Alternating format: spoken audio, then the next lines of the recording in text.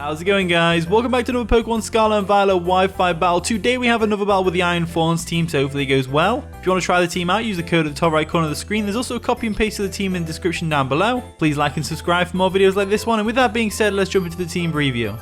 Okay, today we have a battle versus EMERALDMINER. He's another YouTuber as well. I'll leave a link to his channel in the description. Go check him out. I implore you to subscribe to him right now. He's got a very strong looking team. He's got the Intimidate male, Graphite, Staraptor, Forretress, Slitherwing, and a Tinkaton. Pretty awesome team, to be fair. I might just lead off with my Forretress, get the Stealth Rocks up, but at the same time, I'm like, Stealth Rocks are going to hurt their team, but at the same time, they're probably just going to lead off with their own Forretress, so it's like, is there any point? I don't really have much for Forretress as well. I've got like Gengar, and then obviously Gallade can two-shot it with Sacred Sword after a Tera fighting.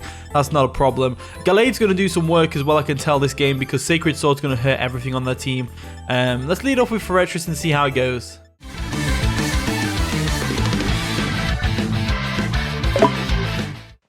And the battle begins, so EMERALDMINER over there, I like your hat. He's going to lead off with Speak Softly, the Tinkaton. It goes right through the floor as we lead off with Forretress. So this is not a bad matchup at all.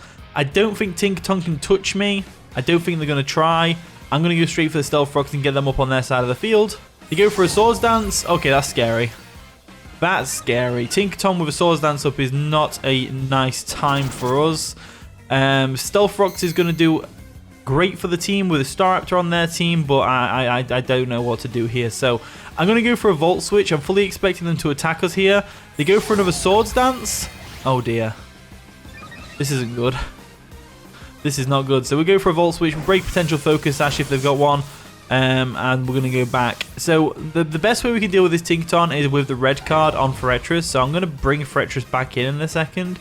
I just want to go ahead and do something about this Tinkaton real quick. So I'm going to go into Gastrodon, make them think we're going to go for an Earth Power, and then I'm going to pivot back into Forretress and get the red card off. Hopefully they go for a Play Rough, that'd be ideal, so let's go ahead and do that. We'll withdraw straight away, go back into Forretress, and hopefully they attack the Gastrodon not wanting to take an Earth Power, because obviously that's ideal. So they go for a Play Rough, we're going to eat that up like it's nothing, get off some nice red card shenanigans, which is great, and we're going to force that Tinkaton right back out. There we go, there we go. So the sash is broken on it, the Stealth Rocks are going to dig in as well. In comes Indeedee. Indeedee's not the best matchup for us. We broke Potential Sash at least. But Psychic, well, expanding, it doesn't get expanding force, I don't think. I think it gets Psychic as its only stab, is going to hurt. So I'm going to go back into Gastrodon now, because it's our specially defensive wall. There we go, going to withdraw Forretress. They didn't withdraw themselves, otherwise they would have gone first, so it's good to see they stayed in. We'll go into Squishy real quick, and we should be able to tank a Psychic from this thing as they go for a Calm Mind. Oh dear, that's not good. That's no good. That's no good at all. That is no good at all. So we're in a bit of a pickle now. We have to go for an Earth Power here. Yeah, I'll go for an Earth Power. We'll just get some damage off on it. As they go for a Psychic, it's Calm Mind boosted. It's going to hurt. It's going to really hurt. It's a 2-hit KO. Well, it's not a 2-hit KO because Stealth Rocks. Leftovers are a thing, obviously. So we might lose Gastrodon here, but it's absolutely fine if we do. I can't really envision us needing Gastrodon too much this game, so I'm going to go ahead and let them nearly take us out with a Psychic here. As we do live on 8 HP, of course, after the leftovers, thankfully. Earth Power is going to come through, and it's going to hurt. It's going to hurt, which is great. So it's weakened now. We can bring in the Gengar Revenge Killer if we want to.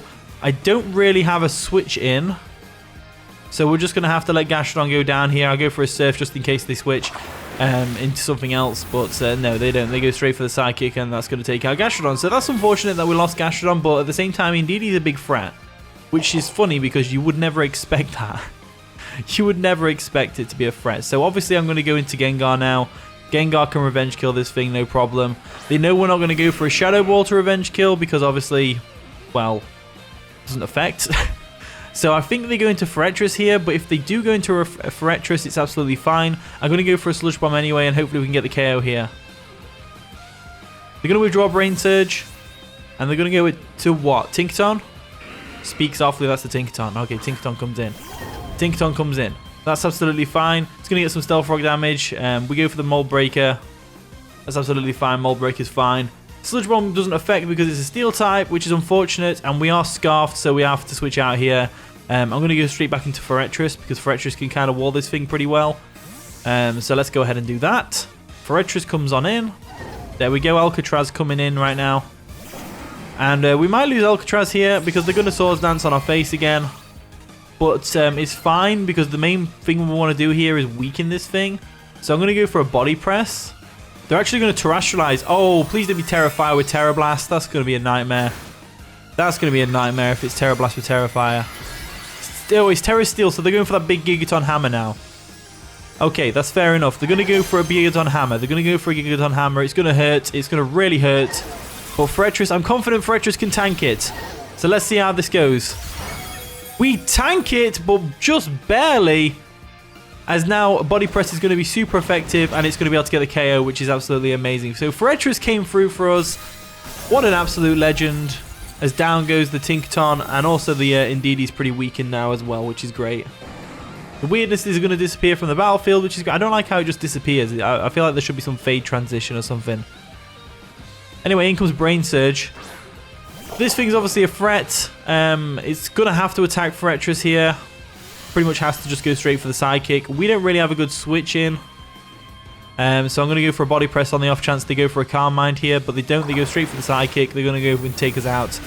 So we lost Forretress, we lost Gastrodon, which is unfortunate because Forretress was probably our best switch into Sliverwing, but not on the health it was at. Now I'm looking at this matchup and I'm thinking Gallade's a good one. Gallade outspeeds Indeedee, right? Okay, so Indeedee outspeeds Gallade, which is really unfortunate. Can't even go for a Shadow Sneak or anything like that. So I'm going to go into Mechazilla instead and hope for the best, really. Really going to hope for the best here. So we'll go into Mechazilla and hopefully they go into the Forretress and we can get some damage off on it. That'd be ideal. So they're going to go for a Psychic. They're just going to let it go down. It's going to hurt, but it's not going to be able to do enough damage as Rock Blast is going to come through now and KO, which is great. So down goes the Indeedee. That's one less thing to worry about. Like I said, we couldn't bring in Gallade because Gallade just gets wrecked by it. In comes Augustin, which is going to be the Grafaiai, which is fair enough. Grafaiai comes in. I'm not sure what Grafaiai is planning to do here because Prankster, obviously it's an Unburdened set. It's going to boost its special defense. I say we go for a Rock Blast and just hope for the best here. As they go for a knockoff, that's going to hurt. Doesn't KO us. It gets rid of the load of dice, though. But we can still get some decent hits off with a Rock Blast regardless. Hopefully we get more than 2 hits. That'd be ideal. We didn't. We get 2 hits. 2 hits, unfortunately. So we'll go for a Rock Blast again. They go for another knockoff. That's going to KO Mechazilla, which is unfortunate. But what can you do about that? As they likely have Gunk Shot, so I'm not going to go into a Bomber Snow as much as I would love to go into a Bomber Snow right now.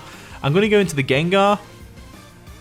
No, I'm not. Gengar's a bad one. I'm going to go into Gallade. I'm going to go into Gallade here. Gallade's a good one.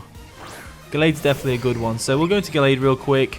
We'll Terrestrialize into a fighting type and we'll go for that nice and powerful Sacred Sword.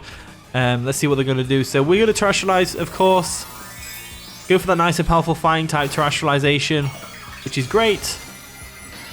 Boom, Gallade coming through for us right now. Hopefully we can live whatever hit this Grafaiai wants to throw at us. If he goes for a Gunk Shot, it's going to sting, but I think we can live it as they do go for the Gunk Shot. They don't even miss. Are you kidding me? We do live, as we do get poisoned as well, which is unfortunate. Which is really unfortunate, actually. As we go for the Sacred Sword. Sacred Sword's going to be able to take out the Grafaiai, no problem. Down it goes. Down it goes. So they've got Sliverwing, they've got Forretress, and they've got the Staraptor left. So Staraptor obviously matches up really well against Paladin. Paladin's going to go down to the poison, unfortunately. But we did take out the Grafaiai, so it's like we're dealing with one threat as they come. However, looking at the matchup that we've got against the rest of the team, I don't think we've got this. I think they go Staraptor here, so I'm going to go into my Gengar. They're going to go into Tickon, yeah, whatever that is. We go into Jester real quick. There we go. The Gengar, best matchup we could really hope for. Stealth Rocks are going to dig into that thing as we can go for a Shadow Ball now and hope for the best. Shadow Ball comes through. Should do a lot of damage to this thing as it does nearly 2-hit KO them as they go for a Gyro Ball. That's going to hurt. Hurts a lot. It does a lot of damage. Oh my lord. Forretress actually has like a lot of power behind it. When you think about moves like Body Press and Gyro Ball, it has a lot of power it can dish out, which is crazy. So let's go for another Shadow Ball and hope they don't go into the Staraptor. Shadow Ball comes through. That's going to take out the Forretress, no problem. But down it goes. Absolutely amazing. But yeah, still have the Stealth Rocks up. They didn't go for a Rapid... Well, they can't go for a Rapid Spin against the Gengar, obviously. As in comes Apex Predator. That's going to be the Staraptor, no problem. Staraptor's going to get hurt by the Stealth Rocks. I'm going to have to sack off my Abomasnow here. It's the only way we're really going to get any closer to winning this. But I think they win with Sliverwing anyway, so I don't think we've got this. I'm going to go into Blue Yeti real quick. Get up the sand, the snow, which is great. The great thing about this nickname Blue Yeti is that it makes sense to my opponent because they don't see the Abomasnow as being red. So that's definitely choice banded because obviously snow boosts my defense. So hopefully that means we'll outspeed. Recoil is going to hurt, and we're going to go ahead and go into our Gengar now, revenge kill this thing with a nice and powerful Sludge Bomb. Sludge Bomb is the only thing we can really go for here. It's the only thing we can go for really. So, I mean, we could go for Dazzling Gleam, and then that'll make us have super effective hits against the Sliverwing. I guess that's the only way we can do it. So we'll go for a Dazzling Gleam. It should KO the Staraptor from there, no problem. As down it goes. And yeah, this is a really close battle at least. A really close battle. We did unfortunately lose this. We do lose to the Sliverwing. Its first impression is going to sting us. But, you know, it's whatever. As we are able to go for a Dazzling Gleam the next turn. So they are booster energy as well, which is pretty cool. It's going to boost its attack. Nicely done. Which means first impression is 100 billion% going to KO here. As they go for the first impression and get the KO and get the win as well. So that's going to be the game. So GG EMERALDMINER, that was a pretty fun game. It was right close, right down to the wire. It was very kill for kill, you know? Like I took out one of his mons, he came in and took out one of mine, and vice versa. So it's a pretty fun game. Definitely go check him out. I'll leave a link to his channel in the description. Thank you for watching today's video. If you did enjoy, of course, leave a like, subscribe, all the wonderful stuff. And with that being said, I'll see you all in a bit. See you all in a bit.